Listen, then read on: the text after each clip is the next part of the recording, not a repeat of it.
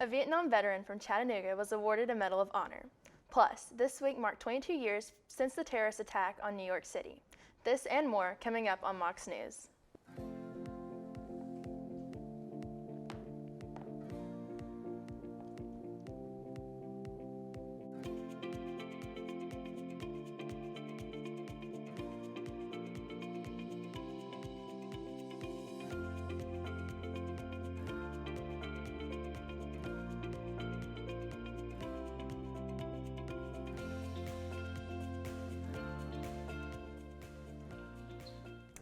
Thanks for joining us. I'm Gabby Shelton. An annual commemoration of the lives lost in 9/11 took place this past Monday at the memorial in Lower Manhattan. The remembrance happening 22 years after the terrorist attack that rocked the nation to its core with the collapse of the Twin Towers. Vice President Kamala Harris was on the ground at the memorial that morning, listening to the names of the victims be read off by their relatives. Other ceremonies took place at the same time at the memorials for the Pentagon, as well as Shanksville, Pennsylvania. President Joe Biden spoke to first responders, service workers, and their families at Joint Base Elmendorf-Richardson in Alaska on his way back from visiting Vietnam. The U.S. Marine Corps Forces Reserve Band arrived to UTC to do a free performance for the UTC community. After the recital, students had the opportunity to rehearse alongside the Marines in several seminars. The band has been performing throughout the South, but Department Head of Performing Arts, Kenyon Wilson, was able to schedule more for UTC's student musicians. Today, they will perform in the Roland Hayes Concert Hall at 7:30 and tomorrow before the football game at 3 p.m. in Finley Stadium. They'll perform a song composed by Wilson in honor of the 5 officers taken in Chattanooga's 2015 terrorist attack. Chattanooga's newest recipient of the Medal of Honor, Captain Larry Taylor, was welcomed back home in an extravagant parade on Patriots' Day, September 11th. The city saluted him as he made his way down Market Street and ending at the National Medal of Honor Heritage Center at Aquarium Plaza. The parade had the Tennessee National Guard, veteran support groups, and local high school ROTC programs, as well as UTC's own ROTC cadets marching. The 81-year-old Vietnam veteran was awarded the medal due to his bravery in saving 4 other soldiers' lives. After he was ordered to go back to base, Taylor went on in his one-seat Cobra helicopter to retrieve the soldiers who latched on to the outside of the Cobra despite being shot by enemy fire. Sergeant David Hill had a few words to say about his rescuer. Let's hear it.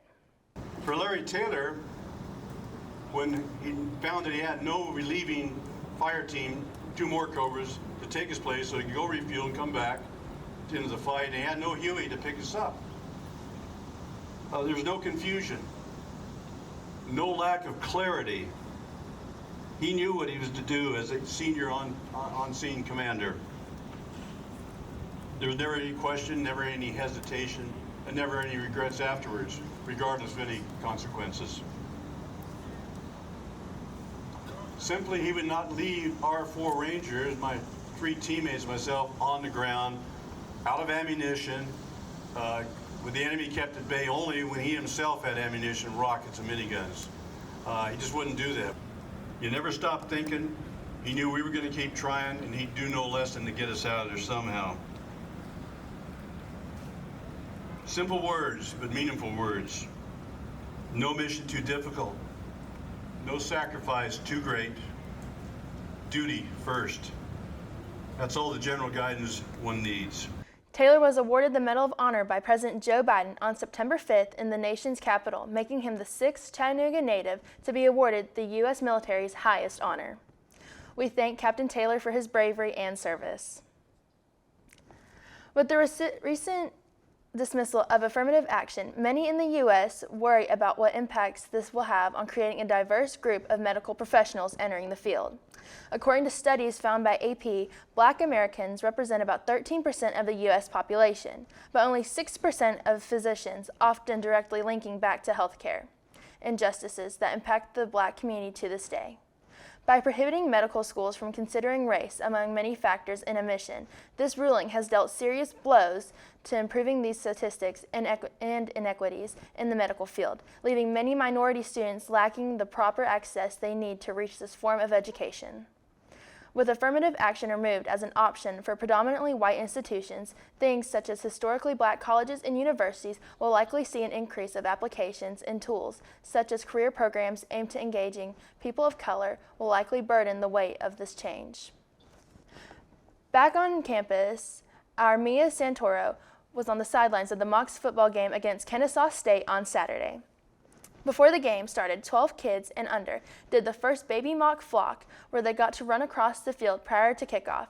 UTC won the game 27-20, as this was the first home game. Faculty and students are excited to be back in the stadium. Everything, all the people, the excitement, the band, the cheerleaders, you name it, their friends, colleagues, it's awesome. Getting to come out and be with my coworkers and my friends and football fans, and it's just a good time.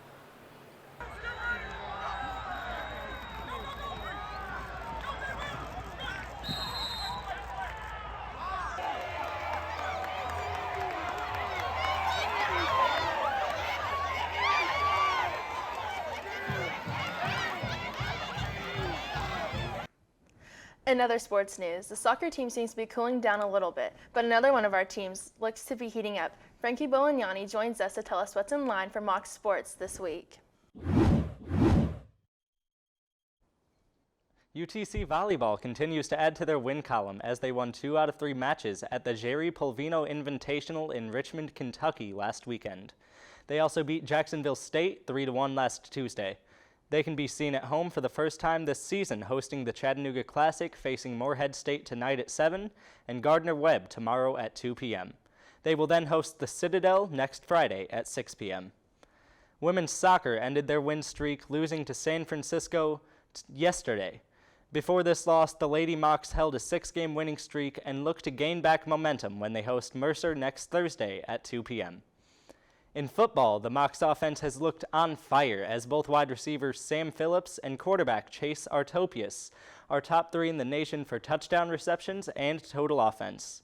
The Mocs offense will look to burn down the Citadel defense in their upcoming game tomorrow at 6 p.m. And it has been rumored for years that Joe Namath cursed the New York Jets organization by signing a deal with the devil when he helped them win the Super Bowl in 1969. And after Aaron Rodgers' injury, it might just be true. Not even 3 minutes into the Jets' opening game, their newly acquired future Hall of Fame quarterback went down with a torn Achilles. Zach Wilson, who presented historically low stats at quarterback last season, will start in his place. Back to you, Gabby. Thanks, Frankie. Don't miss the State of the University address that Chancellor Steve Engel is delivering at noon today to end the last day of UTC's Founders Week. In celebration of UT Chattanooga's 137th anniversary, events were held all week. It kicked off with Scrappy's Cupboard Food Drive, a service award luncheon for faculty and staff, an alumni yard party, and even coffee with the chancellor. It was a good week to be a Moc. Mocs lead applications are open. It's all about leaders encouraging and making a difference. Undergraduate and graduate students are invited to apply for this unique opportunity. This experience is designed to help students develop their individual leadership skills. Participants receive 10 experiential learning points for completing each Mocs lead experience as a part of the Think Achieve program. Go to UTC and search Mocs lead to apply. Now, let's head over to Katie Stevens and see how the weather's looking this week. Katie?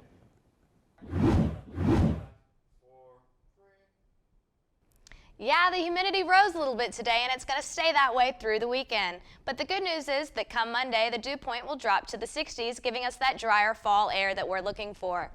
Throughout the day, Saturday and early Sunday morning, it's likely we will see some rain and maybe even some thunderstorms. Now for today, the high is 83, and tonight it will get down to 64. The high Saturday is 81 and Sunday is 82. The rest of the week will stay in those mid to high 80s, and with that, we're looking at a nice week ahead. Gabby, back to you. Thanks, Katie. College Days at the Tennessee Aquarium gives college students and staff a chance to visit for 50% off with proof of enrollment. From now until September 29th, visitors will be able to tour the aquarium and see 45-minute IMAX 3D films for half the price. Plan your trip and do not forget that Mocs ID. Who wants to buy a vintage shirt or cool jewelry? Last week, UTC held a student market on Friday. It had unique vintage t-shirts, homemade jewelry, handmade art, and more. Our very own Alfred Bolden III got us footage of this event. That does it for this edition of Mocs News.